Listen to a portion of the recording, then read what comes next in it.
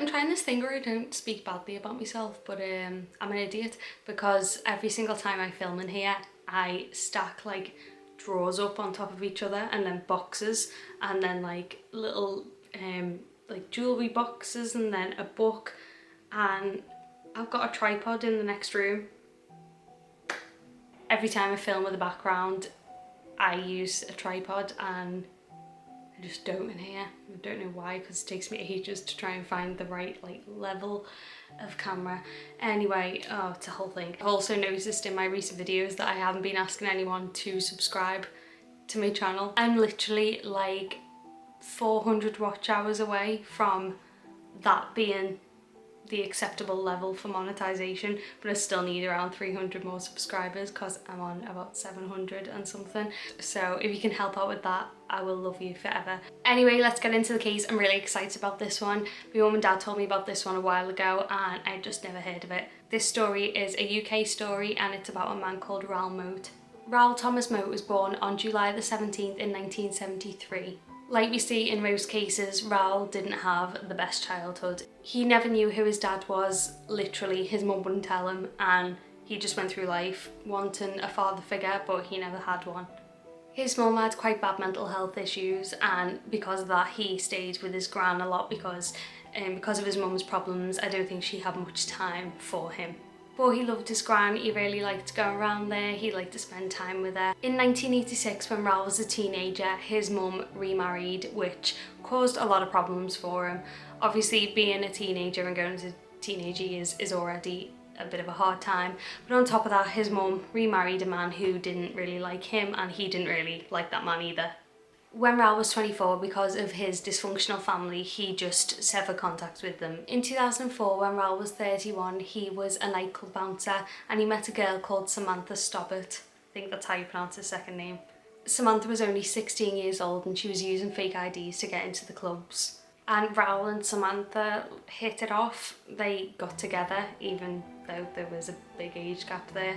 They were together for 6 years and their relationship wasn't great whatsoever.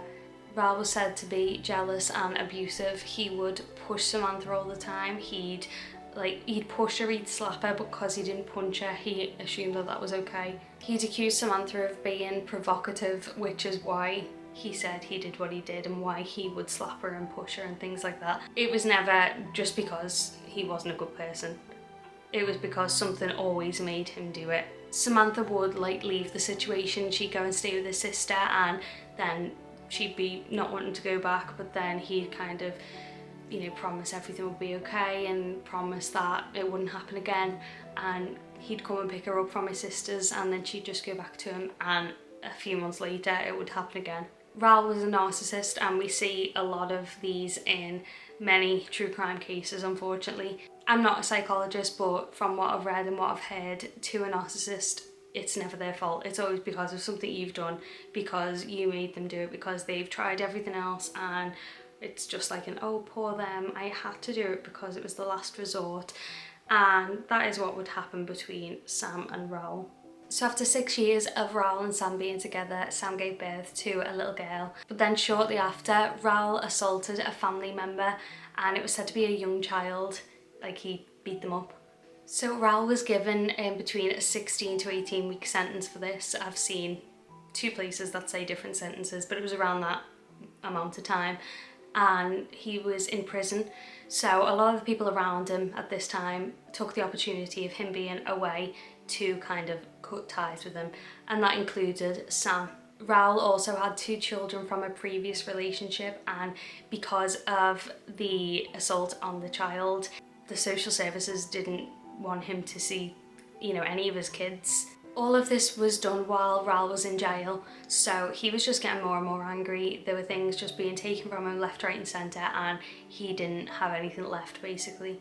And he was a really, really jealous guy, so when he heard that Sam was breaking up with him, he was really mad. But then he also found out that Sam was actually seeing someone else, and that just made him even worse. She knew that he was going to try and do something when he came out. So she explained to him that her new boyfriend was a karate instructor, but as well as that, he was also a police officer. She said this to try and keep herself safe, to try and, make him think twice about maybe coming after her. So Raoul already didn't like the police anyway. He had a really weird paranoia around them. He was arrested around 12 times over about 10 years just for minor incidents. He was really paranoid. He had CCTV all around his house. He'd record all of his phone calls between him and the police or him and social services. He just really believed that someone was out to get him. So when he heard about Sam's new boyfriend, he was absolutely fuming, to say the least. But Christopher Brown, Sam's boyfriend, wasn't a police officer at all. He was a karate instructor, but he had never been a police officer. Chris and Sam had met when Chris was delivering leaflets around the doors, and they just started talking. They really liked each other. Chris was described as a gentleman. He was really happy-go-lucky. He was always laughing. He was just a really nice and normal guy. Raoul was really angry that this policeman had now taken his girlfriend, so while he was in jail he planned to get revenge. He was in contact with a few of his friends, and a few of his friends were a little bit on the dodgy side, a lot on the dodgy side. And while he was in prison he was able to order a car with 6 wheels over the phone, which turned out to be code for a shotgun. So on July the 1st in 2010, Raoul was released from his prison sentence, and police were immediately worried. They'd actually sent a message from the prison to the police saying that they did worry for Sam's safety, but nothing was kind of immediately done about this. He was out, he was just doing what he wanted. And Raoul goes to Facebook straight away too and updates his status. He said, "Just got out of jail, I've lost everything, I'm not 21, I can't rebuild my life. Watch and see what happens." Raoul took himself off to a local B&Q or a similar kind of shop, one that sells DIY things, and he bought a load of camping equipment. He was seen doing this in his bright orange t-shirt. And when he got home, his friend Carl Ness was seen on CCTV, his own CCTV from his house, delivering this shotgun to him. Now, Raoul wanted this shotgun to do maximum damage to whoever it was fired at, so he adapted it himself. Is that the right word, adapted? He modified it. Is that the same word? I don't know. He fiddled with it and, made it worse, basically. He adapted the cartridges by putting lead fission weights in there, and he packed in smaller bits of metal for extra damage, so I think it'd make the explosions a bit bigger, and obviously more metal would fly everywhere. In the early hours of July the 3rd, not even 48 hours after Raoul had been released from prison, Samantha and Chris were at a friend's house, and Raoul had actually been driven to this house by his friend. It was around 2:40 in the morning, and the window was apparently really easy to see into. When you've got your curtains open of a night and you've got the big light on, I call that, does everyone call that the big light? But you've got the big light on, and you can't see out, but people can see in. It was apparently like that. He could clearly see who was inside the house, and he just waited under the living room window. So he was crouched down, and he was texting his friends saying that he could hear people in there, he could hear them, and he thought that they were laughing about him. He was a really paranoid guy. So he's outside waiting for them to come out, getting himself really worked up, and he actually texted his friend and said, "I'm gonna kick off nice and proper when they come out." Sam knew what Raoul was like, obviously. Chris had heard what Raoul was like. I don't think they'd ever met, but he knew that she had this boyfriend who had just got out of prison. So they were worried for their safety, but because it was so early in the morning, it was 20 to 3. 23 in the morning, they thought they would just be going home at that point, but Chris did say to their friend, "Do you have anything that I can take home with me just in case there's any trouble tomorrow?" Looking for a bat or something. So his friend went upstairs and got one of the bars from his weights and give it to Chris to take home with him and Sam. As Chris and Sam were walking down the path, someone was said to run across the grass and follow them, and obviously that was Raoul, who'd been hiding and waiting for this to happen. He just walked up to Chris and shot him, and Chris was extremely shocked. He was quite a big fella too, so it didn't take him down straight away. Sam started screaming and she ran back into the house. When Chris tried to run away, Raoul shot him a second time, and this one did take him down. He was lying on the floor, and Raoul was said to have calmly reloaded the gun, pressed it against Chris's back and shoot a third time, and this shot was the one that killed him. He turned around to Sam, who had gone into the house, and he could see her clearly because as I said before, the light was on. He was able to see who was in the house, and he shot twice through the window, and one of the bullets hit Sam as well. Chris passed away from this attack, but Sam had just been shot in the arm. Even though she was badly hurt, she was gonna make it.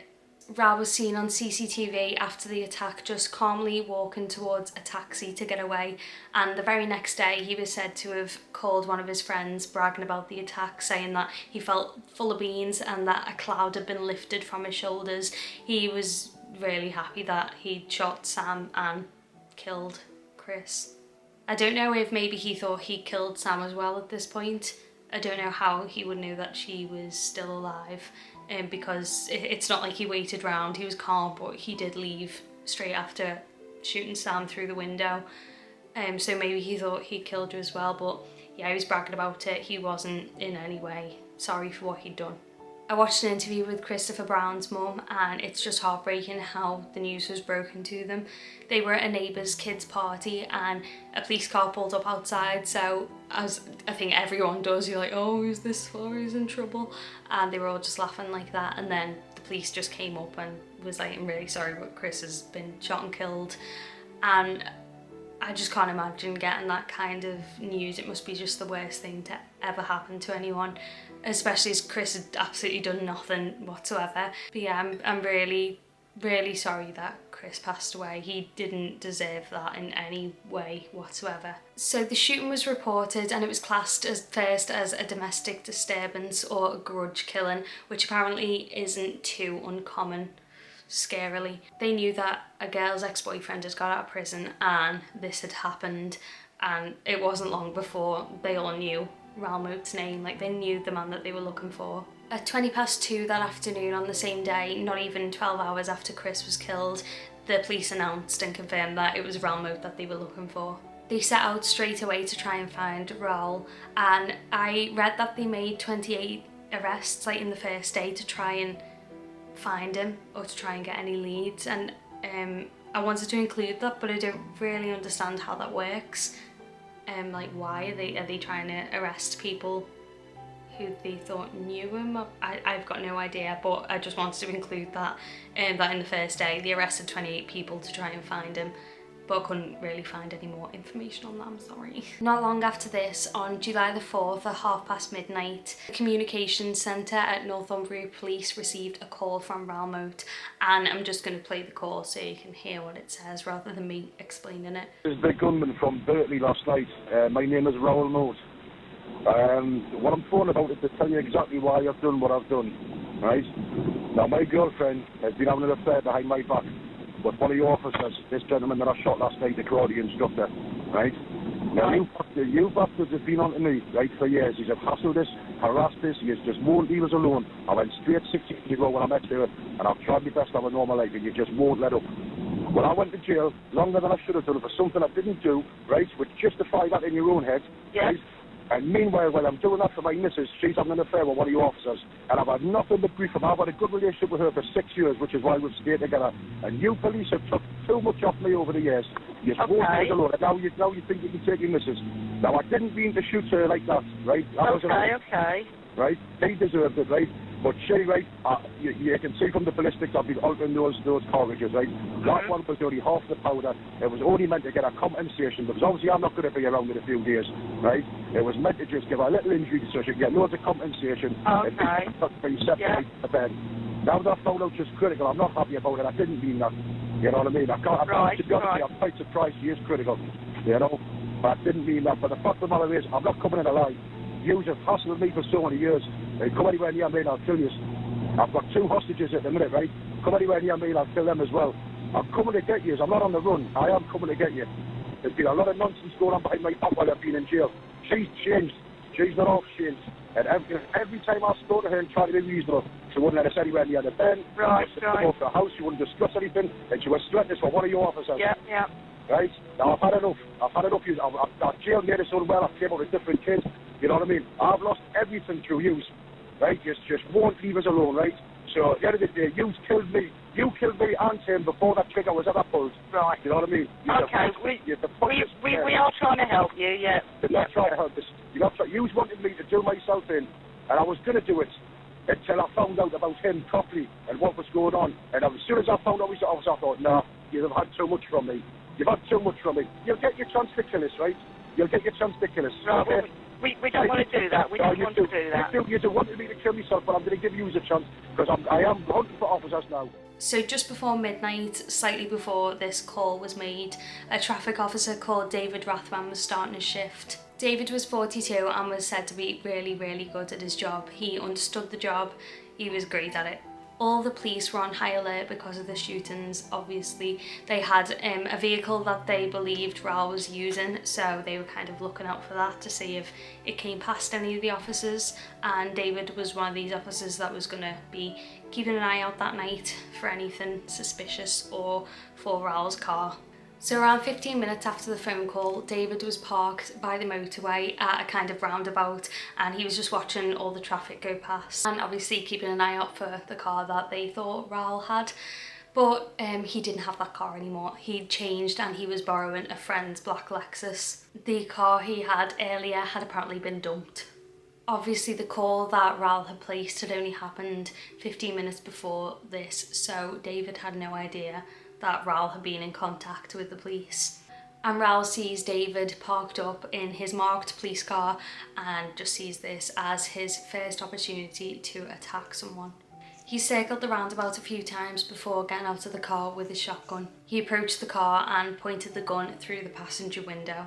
David knew that this was the shooter that they were looking for. Raoul shot David twice at point blank range in the face and then just left and drove away, leaving David just losing so much blood. Northumbria police held an emergency press conference where they tried to reach out to RAOUL MOAT, saying, "We're taking you seriously and you've got our full attention." They said, "RAOUL MOAT is a wanted man, he's very dangerous and shouldn't be approached by a member of the public," and they announced to the public that the shootings were linked. They had no idea where Raoul would have gone to, and a manhunt began. Even Sam, who was luckily no longer in critical condition, came forward and appealed directly to him. She said, "Please give yourself up. If you still loved me and our baby, you wouldn't be doing this." Now, Raoul was also saying that he had 2 hostages with him and was using that as a threat to the police. So the police asked the media not to report about that because they didn't want to endanger these people. But the police did know what car he was in now, and they publicly described the black Lexus and how it had a noisy engine, and shortly after there were sightings reported in a village called Rothbury. Rothbury is less than an hour from Newcastle, and it's a really small, lovely little village in Northumberland. On July the 5th, Raoul went to a friend's house and delivered a 40-page letter confessing to the shootings. He said that all his life he'd wanted to die, and he'd also said that the police had always hunted him all through his life and now it was his turn. On July the 6th, the black Lexus was found parked by people walking their dogs. So they knew that Raoul wasn't far, and 500 officers were brought in to take part in a manhunt in Rothbury. They brought in armed officers because they knew that there would be a shootout. They knew that he was armed. The families of the 2 hostages sent letters that the hostages had written to the families, to the police. Does that make sense? So the police received these 2 letters. The first one was a normal hostage letter that you would expect, saying, I'm scared, I'm being kept, don't do anything to annoy the person who's got me, etc. But the second one was the complete opposite and said, "Oh, hey, I'm not really a hostage, I'm actually safe, I'm with my friend, I am fine, but don't tell the police because then I might actually get shot." Turns out the 2 hostages were actually his friends, the first one being Carl Ness, who was the person who drove Raoul to kill Chris and also delivered the gun to him. The second man, Kwaram Awan, wasn't really friends with him. He was also involved, and no one really knew why these men agreed to help him do these things. There was nothing in it for them whatsoever. I think they just wanted Raoul to like them, so they went along with it. The 2 men were spotted by a police helicopter just walking down the road, just trying to get away down a busy road, and a police car went past them and then circled round again to confirm their identity. Then a couple of unmarked police cars come and drive right up next to them. They throw thunder flash at their feet, which is this big exploding thing that doesn't hurt them, but it just makes a big flash to kind of startle them for a second and stun them. And then they were arrested, they were put on the floor, they were cuffed and they were taken in. On July the 7th, the day after the two men were arrested, the police announced that they were offering a £10,000 reward for any information that would lead to RAOUL MOAT's capture. As the police were searching around Rothbury, RAOUL MOAT's campsite where he'd been hiding out was found, and in this campsite they found a dictaphone and he left a message for the police. He said that he didn't like the way he was being portrayed and he decided to make more threats. He said that for every lie that was posted about him, he would kill an innocent member of the public and he wouldn't stop until he was dead. Because of this new threat, they called another press conference and they asked the media to do a complete blackout. They were like, don't post anything about him anymore, because all these stories have been coming out about RAOUL MOAT and he wasn't happy that all of his dirty laundry was being aired basically. It was stories from the fact that he'd punished one of his kids by making her stand out in the street with a jester's hat on saying "I've been naughty" around her neck, to him actually beating a family dog to death in front of one of his children. So it was just stories from all kinds of ends of the spectrum. His own mum came forward trying to appeal to him, and also his brother. His brother was actually really nice from what I saw, saying that his family hadn't abandoned him and trying to get through to him. He believed that if anyone could get through to him, hopefully his brother was the one to do it.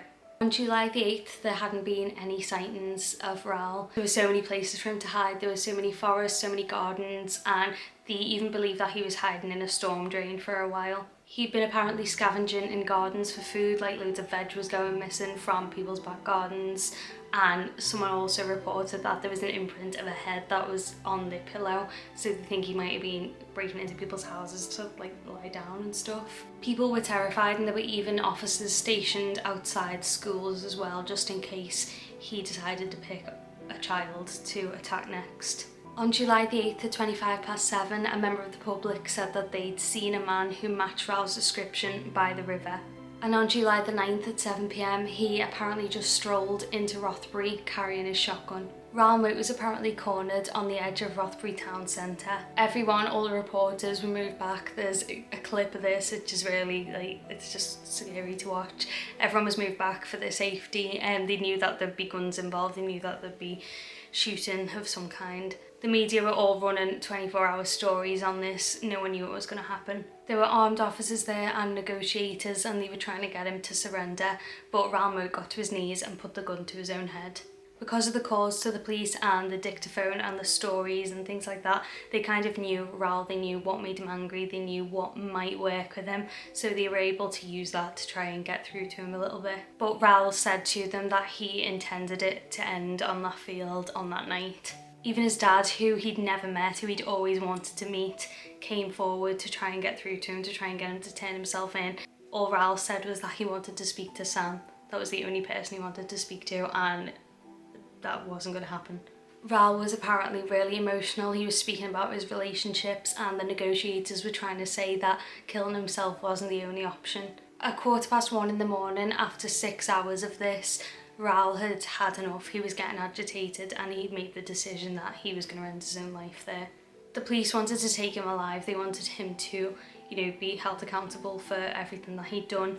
So as they watched him move his shotgun from under his neck to the side of his head, they tasered him with a taser that they weren't really meant to use, but it was all they could do at that split second. I think the normal taser wouldn't have reached that far, but they were trying to take him down and arrest him. The tasers didn't take him down, and just after he was tasered, Raoul shot himself in the side of the head. He was put in an ambulance more or less straight away and was taken to the hospital, but at 2:20 he was pronounced dead. David, the police officer who was shot in his car, survived the attack. He was unfortunately left blind from this though, and his life just became a massive struggle for him. And on the 29th of February in 2012, David took his own life. His family said they weren't surprised that this happened because he was really struggling.